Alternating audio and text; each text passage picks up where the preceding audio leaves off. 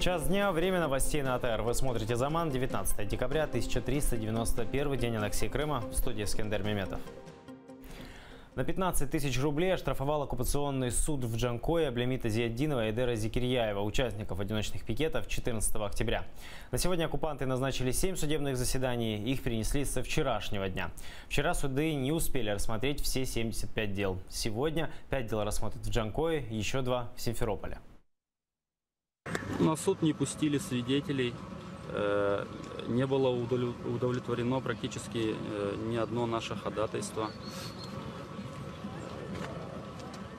И вообще не было состава преступления, да, и сам приговор, он не обоснован. В дальнейшем мы будем обжаловать это решение, то есть подавать апелляцию. Почти 700 тысяч рублей. Такова на данный момент общая сумма штрафов по итогам судов в оккупированном Крыму. Вчера суды продолжались до поздней ночи. По данным гражданской платформы «Крымская солидарность», оккупанты вчера успели рассмотреть 65 дел. Все 65 судебных слушаний в оккупированном Крыму проходили по одинаковой схеме. Защитники утверждают, доказательная база правоохранителей была слишком слабой, поэтому к делам приобщили экспертизы. Якобы все плакаты были написаны одинаковыми маркерами и чернилами, содержали похожие лозунги. Экспертизы были о качестве материала, которым были изготовлены самодельные плакаты, то есть муссировалась, да, мысль, она повторялась несколько раз в заключении эксперта о том, что однородные были использованы там чернила, маркеры и все остальное, при том, что понятно, что люди сами дома изготавливали и использовали то, что продается. Лингвистическая экспертиза не терпит тоже никакой критики. На одиночные пикеты крымские татары вышли 14 октября, сразу после волны обысков и задержаний в Бахчисарае. По всему Крыму вдоль автодорог они стояли с плакатами «Мы не террористы, нет репрессиям против крымских татар». Такие пикеты разрешены законодательством оккупанта, однако люди стали получать повестки в суды. Якобы акции были хорошо спланированными. Инкриминировали нарушение установленных правил проведения массовых мероприятий. Крым – это вообще территория репрессированная, да, в целом. И репрессии, в отличие от большой России, здесь уже носят функциональный характер. Именно по отношению к крымским татарам. Вот это очень важно подчеркнуть. Это не значит, что других не преследуют. Но крымских татар преследуют именно за то, что они крымские татары. И любой бы ставший с пикетом, так сказать, иное лицо, в Крыму даже, имел бы другие последствия для себя, несмотря на то, что тоже бы прекратили бы это мероприятие, но вряд ли бы довели до суда и административного наказания. То есть это показательная вещь. Все разбирательства суды назначили на один день. Адвокаты обобщают, почти во всех процессах судьи без каких-либо обоснований отвергали ходатайство защиты. По материалам дела имеются доказательства, которые мы считаем недопустимыми, и они неотносимы.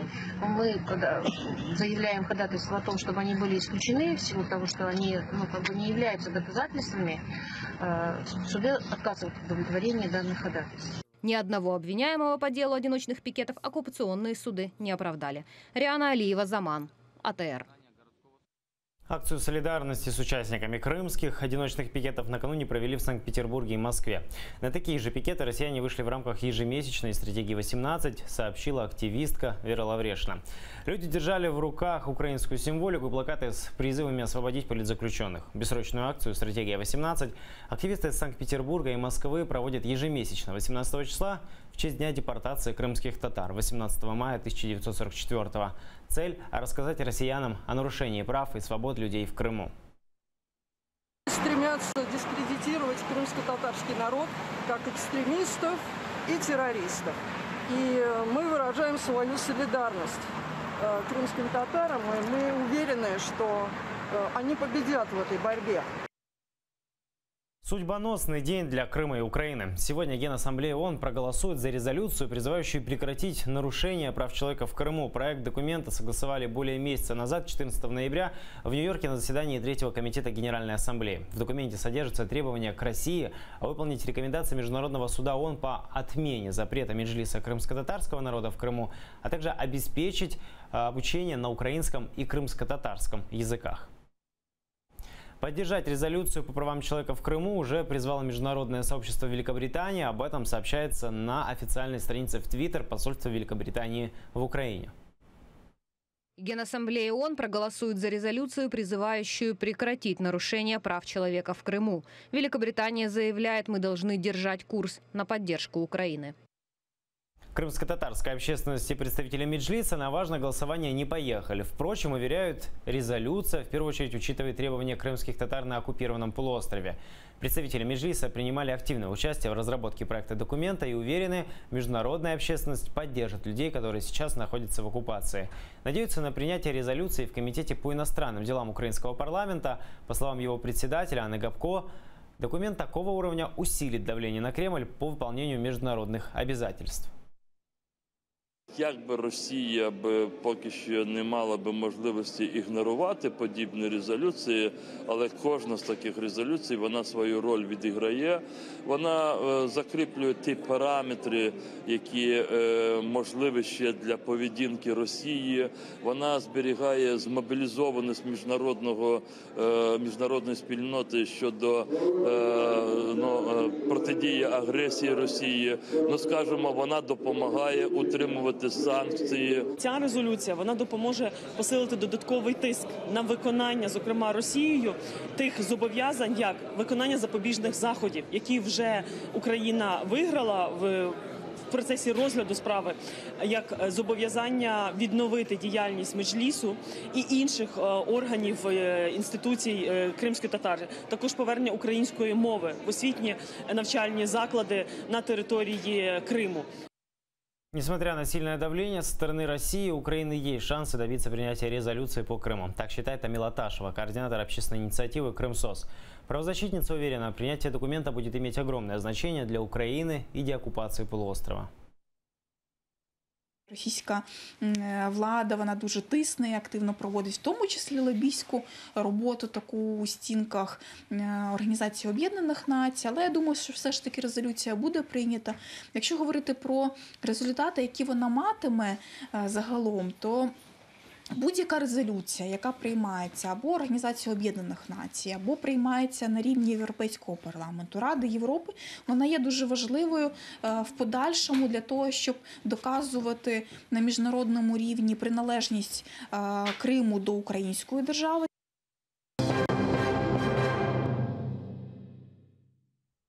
Число пострадавших при вчерашнем обстреле поселка Новолуганское в Донецкой области возросло до 8 человек. Среди них 6-летний мальчик.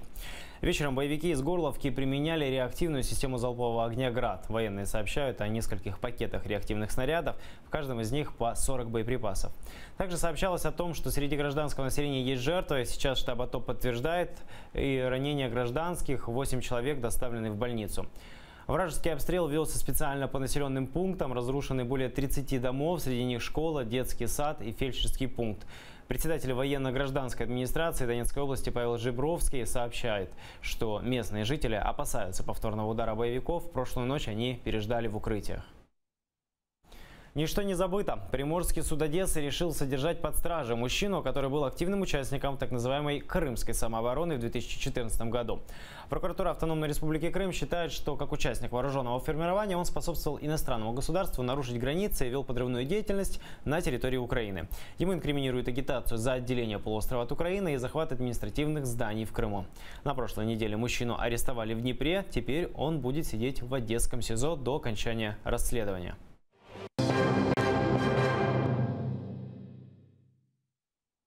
США признали Россию угрозой нацбезопасности. Об этом сообщается в обновленной стратегии национальной безопасности Соединенных Штатов. Накануне вечером этот документ представил президент США Дональд Трамп. Стратегия занимает 68 страниц. Про Россию в ней, в частности, сказано, что эта страна через разведывательно-подрывную деятельность вмешивается во внутренние и внутриполитические дела стран во всем мире. Мы не позволим негибким идеологиям становиться на пути мира. Мы будем добиваться воплощения того видения, которое мы продвигаем последний год. Это мощные и сильные страны, уважающие своих граждан, другие страны. Мы хотим такого будущего для этого мира и добиваемся этого в Америке. Биометрические данные россиян вскоре сможет получить МВД и ФСБ. Эти сведения позволяют передавать силовикам закон, который во втором чтении приняла Госдума России. Согласно документу, биометрическая идентификация россиянам нужна, чтобы иметь возможность получать через интернет финансовые услуги. Для этого клиент должен зарегистрироваться на соответствующем портале. Система запишет голос, тщательно снимет человека на видео. Все эти данные Ростелеком, который сейчас признан единственным оператором биометрической системы, имеет полное право передавать данные в ФСБ и МВД.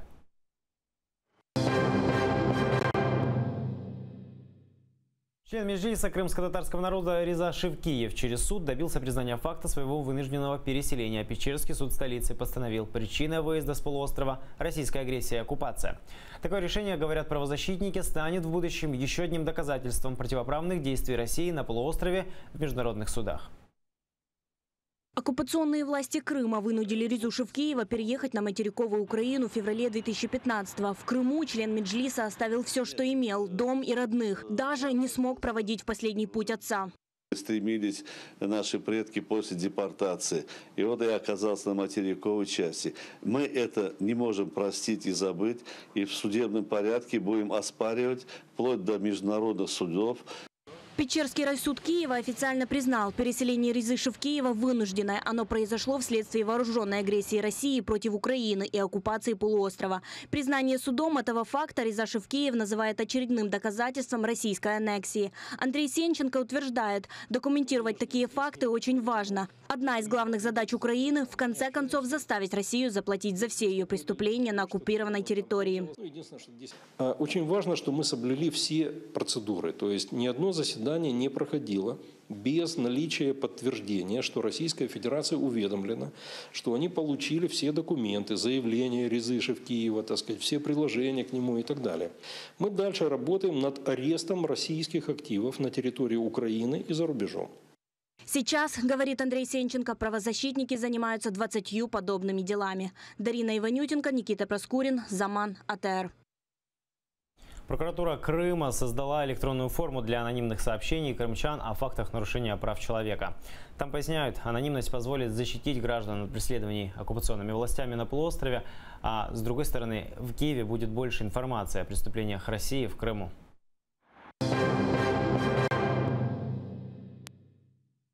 По меньшей мере 6 человек погибли, еще 77 травмированы в результате железнодорожной аварии в США, в штате Вашингтон. Вагон с пассажирского поезда сорвался с эстакады на автомобильное шоссе.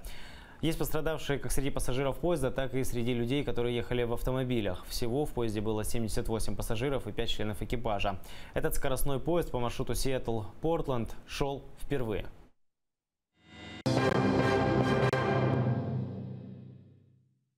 Киборги снова бьют рекорды. За 2 недели в фильмах Тема Ситаблаева собрал почти 16 миллионов гривен кассового сбора. Более миллиона пойдет на помощь семьям погибших в АТО бойцов. За 2 уикенда ленту посмотрело более 200 тысяч человек. Ситаблаев начал работу над фильмом в 2015-м. Консультантами при создании фильма были ветераны войны на востоке Украины. Более 130 ДТП в одной только Киевской области. Такая статистика аварий за минувшие сутки с начала снегопада. За это время в столице выпало около 30% месячной нормы осадков, сообщают в гидрометцентре. Из-за метели накануне отменили рейсы в аэропорту Жуляны. Вечером Киев застрял в 10-бальных пробках. Столичные коммунальщики обещали, что выведут ночью на дороге более 230 единиц уборочной техники. Но утром ситуация на дорогах не сильно улучшилась. Столица нынче стоит в 5-бальных пробках. Основные магистрали расчищены, но дворы и межквартальные проезды засыпаны снегом. Утром киевская мэрия сообщила, что из-за стихии весь коммунальный транспорт будет двигаться без определенного графика, кто как доедет. Почти 150 населенных пунктов остались без света. Причина всего этого – мощный циклон. Он будет свирепствовать и сегодня. Синоптики обещают снегопады и сильный ветер. Ми бачимо фури, і ключова проблема в тому, що зараз фур працює, але резина, з якою вони зараз виїхали на маршрути, не відповідає вимогам. Зараз визвали БТР, які зараз приїдуть і будуть піднімати ці фури для того, щоб вони не блокували рух. Ситуація надзвичайна, тому ми зараз включаємось для того, щоб реагувати миттєво на ті виклики. Техніка буде працювати до середи, поки не стихне сніг. цілодобово без зупинки. Зупинка тільки на заїзд для того, щоб чи заправитись пальним, чи додати запас солі. Это все новости к этому часу. Не пропустите следующий выпуск «Заман» на крымско-татарском языке с Мавилей Мухтаровой в 14:00. Будьте с нами.